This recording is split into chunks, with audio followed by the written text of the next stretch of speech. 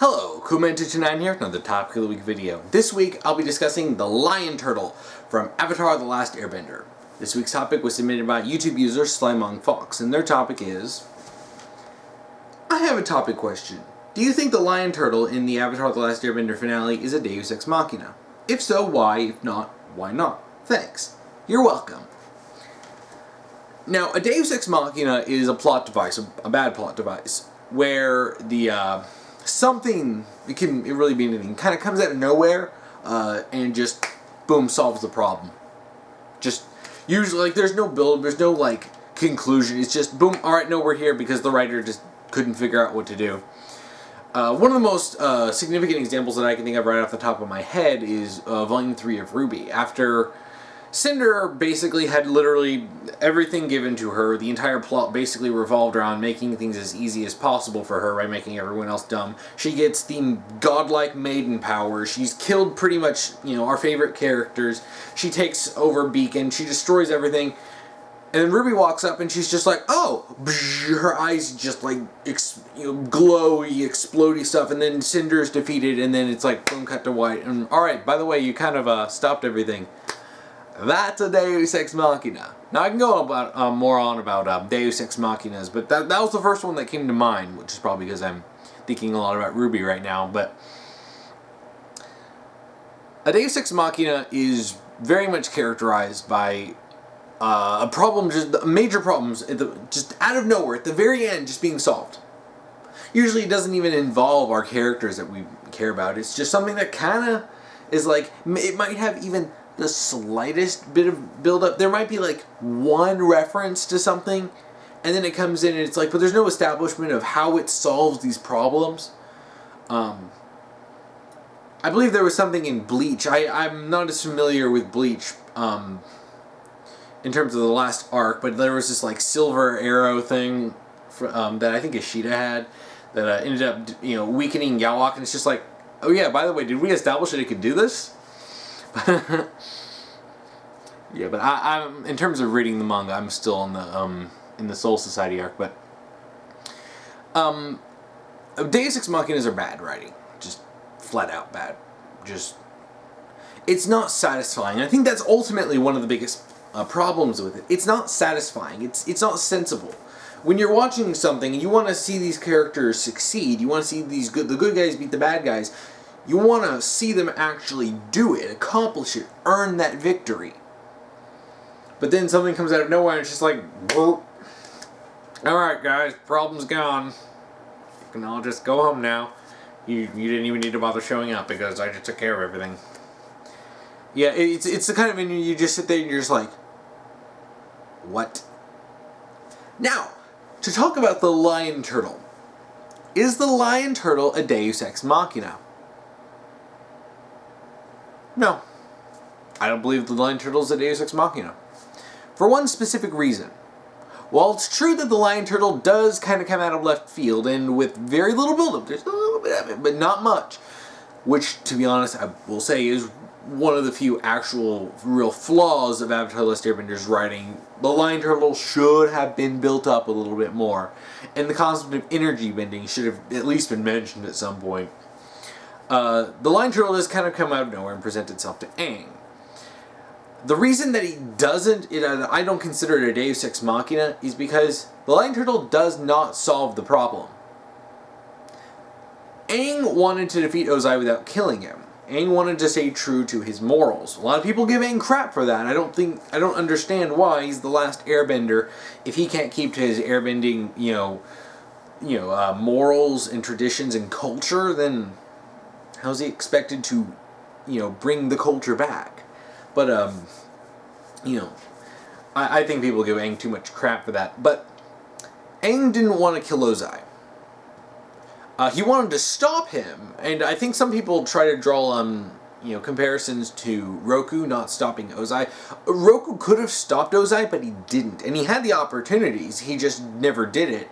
He never actually committed to it, because, Sozin was his friend. Aang was going to beat Ozai, and he was going to do it without killing him. But everyone around him was saying, kill Ozai, you have to kill Ozai. Even Zuko's like, you gotta kill my dad. My dad's a freaking psychopath. Because he's crazy and he needs to go down. But, the thing is, Aang would never do that. Now, Aang is given the opportunity to do it without killing Ozai. He's presented with the ability of energy bending by the lion turtle. Yes, this does end up coming kind of out of left field, but something is very important about this that a lot of people do kind of overlook. Aang is putting everything on the line in order to accomplish this. This isn't just an instant win button. Aang doesn't just use energy bending, it's all done. Aang has to put himself on the line. He's all in to beat Ozai without, killing him. He could have, and he's presented with opportunities. Like, when he redirects the lightning, he could have shot it at Ozai and very likely killed him. Especially powered up, I'm sure Aang's firebending would be powered up by Sozin's Comet. But he doesn't. He shoots it up. Because Aang was never going to do that. So when Aang basically gets Ozai down and he goes to energy bend him, he almost lost. Yes, he does come out on top, and he does successfully debend Ozai, but it was after a very tense moment where Aang almost lost. The power given to him by the lion turtle was an option. Aang didn't have to use it. Aang could have gotten energy bending and still killed Ozai, but he didn't, because he was steadfast in his morals. And these powers weren't just an instant win. When he got these powers, it was, alright, you can, try to beat Ozai with just sheer strength and then not kill him. You can beat him and then kill him and make just, boom, everything's done. Or you can use energy bending in order to, beat him and then for sure put him out of commission by taking away his bending. A clever way to end the fight, but it was just an option. Aang still had to earn that victory, and I think that's why it still feels sad. I mean, I still feel satisfied watching that, where you see Aang, doing that and basically having a battle of will with Ozai, to eventually overpower him. But yeah, that was still something that Aang could have lost. Aang very much could have lost. Now, if the energy bending was just boom, he did it and it was done, then yeah, it would probably be a bit of a Deus Ex Machina. It really would have been a Deus Ex Machina if the lion turtle came out in the middle of the fight and it's just like, on Ozai, I'm like, alright, you're debended, and then it just flies off. That would have definitely been a Deus Ex Machina. But the worst I think this falls under is a bit of a contrivance, a narrative contrivance for the sake of convenience. It really doesn't fall into the term, in the territory of Deus Ex Machina. I actually think that Aang getting his chakra unlocked by the rock was closer, but that still wasn't the instant win. He didn't just beat Ozai, immediately. It turned the fight in his favor, but that I would also say was probably more along the lines of narrative convenience. It was also satisfying to finally see Ozai get his butt kicked, but again, Aang still had to fight in that, and Aang still went in fighting without access to the Avatar state. He was ready to fight Ozai, even though he didn't have full access to that. So, Aang showed bravery, he showed steadfast in his morals, and I really think he earned the victory against Ozai, and yeah, it's not as, it's personally, I think a lot of people will agree that it's probably not as, you're not as emotionally invested in that fight as the Azula versus Zuko fight, but still, I like the Ozai versus Aang stuff, and I think it speaks to the writer's talent that they took something that, in the hands of lesser writers, would have definitely just been a Deus Ex Machina, and actually made it feel not. They made enough right choices with this in order to incorporate it in a way that it didn't just instant win the fight. It didn't just deflate anything, any tension, because there's still tension in the fight, especially tension when Aang is actually doing the energy bending. But it's not just Aang, gets the Avatar state and he's just like, boom, alright, I win. that's not. There's still action. There's still tension, and Aang still had to fight, and he still stood steadfast on his culture, on air nomad culture.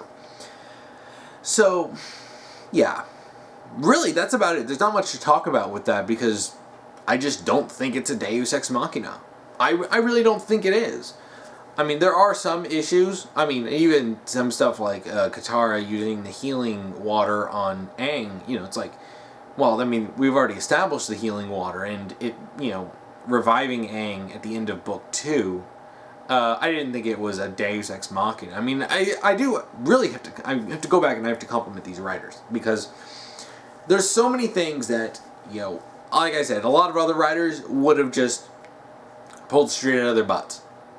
They at least had the foresight to do some of this stuff, but and they had the thought to make the lion turtle at the very least feel like it wasn't just winning the fight for Aang.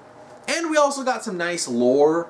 I kind of wish that this stuff was explored more in a way that wasn't contradictory, but I like the idea. I like learning a little bit more about the age before the Avatar and the energy bending. I would have liked to have seen more of this before the finale, but I thought it was interesting. So we get some nice bit of lore, in addition to Aang getting this ability. And was it handled the best? No, it could have been handled better. And frankly, I think that the writers would probably have changed a few things if they could go back. But all things considered, that is hardly the worst thing. I mean, frankly, and personally, I consider The Great Divide worse than that.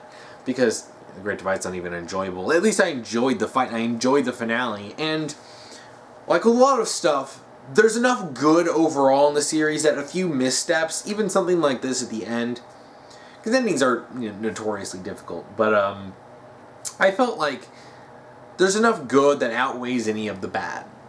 And I don't feel like the mistakes made with the lion turtle kind of coming out of at the last minute really, what's the word? It really doesn't really destroy the enjoyment and the entertainment of the series, and especially not the finale itself. I mean, I remember even when I rewatched it, knowing what happened, I still enjoyed it. And so, yeah, I don't consider the lion turtle a Deus Ex Machina because, well, quite simply, it didn't win. It didn't come out of nowhere and then just solve all the problems for Aang. It solved the dilemma of him wanting an option. It presented him with that option, and then he had to use it, but it didn't take care of the things for him. So yeah, I think that's about it, and I don't want to stretch this out because I feel like I'm just going to keep repeating myself. So, if you want to submit a topic to me, you can comment below if you're on YouTube, or if you're on Tumblr, you can send me an ask and do topic : and whatever topic you want me to talk about. If you want to watch last week's topic video, you can check that out here. If you want to watch next week's topic video, you can check that out here when I get that done. And my next topic, theming for December is going to be the Halo game series. And I would really love to get some more topics on the Halo series because I need enough to, fill out the month. Well, and thank you for watching.